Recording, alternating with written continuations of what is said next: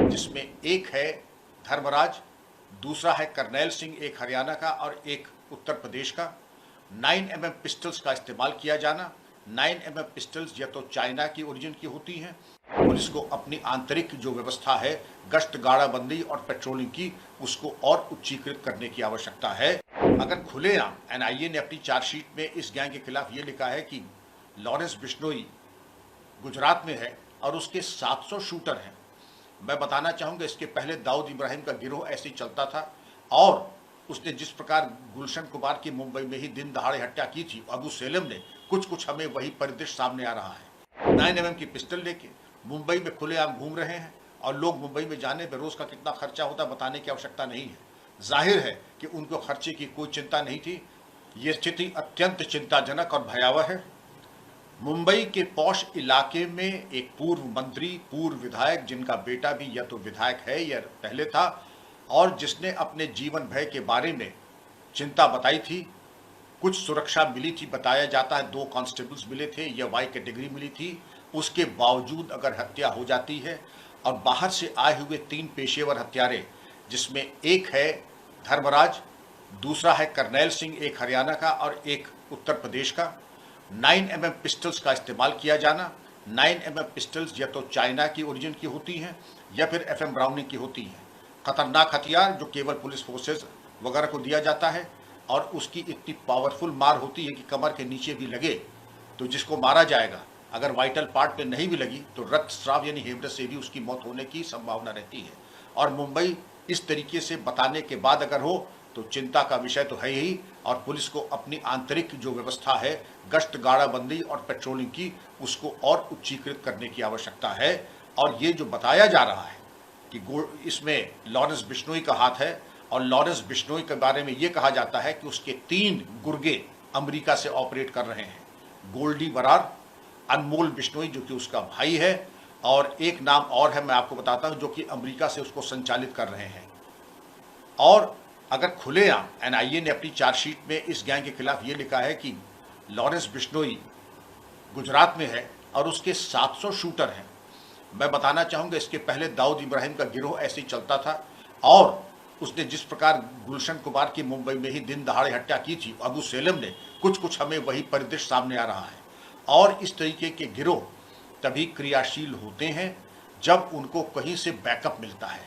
इसके पहले दिल्ली में एक अफगान जिम ओनर की हत्या हुई थी, सिद्धू मूसेवाले की हत्या हुई थी, और हमने क्या आज तक कोई कार्रवाई करना जरूरी नहीं समझा।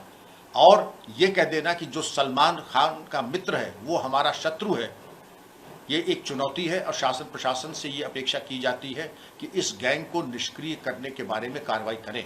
अभी ये भी बताया जाता है कि कनाडा में एक सिंगर की हत्या इस गैंग के द्वारा की जा चुकी है। तो यह तो हम कह दें कि आपने आत्मसमर्पण, जब मैं आप कह रहा हूं तो शासन प्रशासन ने आत्मसमर्पण कर दिया है, या फिर आप गंभीर नहीं हैं। समय आ गया है गंभीर होकर के इस तरीके के अपराधियों और गिरोहों को नेस्तनाबूद करें। और 1-2 फुट सोल्जर्स, पैदल सिपाही पकड़ने से काम नहीं चलेगा। गैंग के पीछे जरूर किसी विशिष्ट व्यक्ति का या संगठन का हाथ है, क्योंकि बिल्कुल संगठित अपराध के एक शीर्षस्थ गिरोह की तरह क्रियाशील हो रहा है। एक बड़ा अहम सवाल है सर, जैसे कि आपने जिक्र किया जिन पिस्टल्स का इस्तेमाल भाई अशरफ के साथ भी किया गया था, उसमें भी 3 लड़के आए जो कि काफी यंग एज के थे। सेम सिचुएशन यहाँ जैसी हाई टेक पिस्तलों का इस्तेमाल किया गया था। तो क्या कुछ सिमिलैरिटीज देख रहे हैं आप इन चीजों में? क्या मैं ये देख रहा हूँ कि हथियार हवा से नहीं आते। 9mm की ब्लैक में भी, असली अगर देखें मार्केट में प्रोहिबिटेड मोड है, मिलेगा नहीं, लेकिन ब्लैक में भी बताया जाता है कि 10 लाख से कम नहीं आता है। अगर अतीक के केस में आए थे वो भी अत्यंत आपत्तिजनक था। पुलिस कस्टडी में इस प्रकार की हत्या अत्यंत आपत्तिजनक और निंदनीय है। इसके ऊपर भी बहुत प्रभावी कार्रवाई, और जो भी पुलिस ड्यूटी एस्कॉर्ट में थे, हालांकि जुडिशियल कमीशन और एक कमीशन ने उसमें कोई त्रुटि नहीं देखी, लेकिन मेरा इसमें मतभेद है। मैं चाहूँगा कि पुलिस कस्टडी में मौत एक गंभीर अपराध है और पुलिसकर्मियों की संलिप्तता अथवा निष्क्रियता या दोनों ही परिस्थितियों में कार्रवाई होनी चाहिए थी। वर्तमान परिस्थिति में भी अगर इस तरीके के शूटर आ रहे हैं, आप देखें करनैल सिंह हरियाणा से, दूसरे धर्मराज उत्तर प्रदेश से, और 9mm की पिस्टल लेके मुंबई में खुलेआम घूम रहे हैं, और लोग मुंबई में जाने पर रोज का कितना खर्चा होता बताने की आवश्यकता नहीं है। जाहिर है कि उनको खर्चे की कोई चिंता नहीं थी। रेकी करना और इस तरीके से आक्रमण करके हत्या करना, मैं इसकी घटना की निंदा करता हूं और उम्मीद करता हूं कि इसका सफल अनावरण होगा। एक आखिरी सवाल है सर, जिस तरह से ये यंग दुनिया में बढ़ती जा रही है, आप किस तरह से देखते हैं एज ए यूपी के फॉर्मर डीजीपी?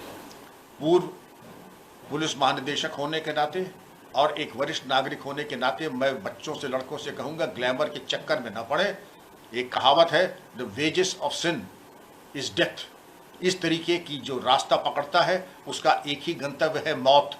इस रास्ते के न चुने, क्योंकि इसमें आज तक किसी को मैंने लाभान्वित होते नहीं देखा। कुछ समय के लिए वैभव और ग्लैमर मिलता है, उसके बाद लाश चीर घर में पोस्टमार्टम के लिए जाती है। इसलिए इस रास्ते को न देखें, मेहनत और ईमानदारी से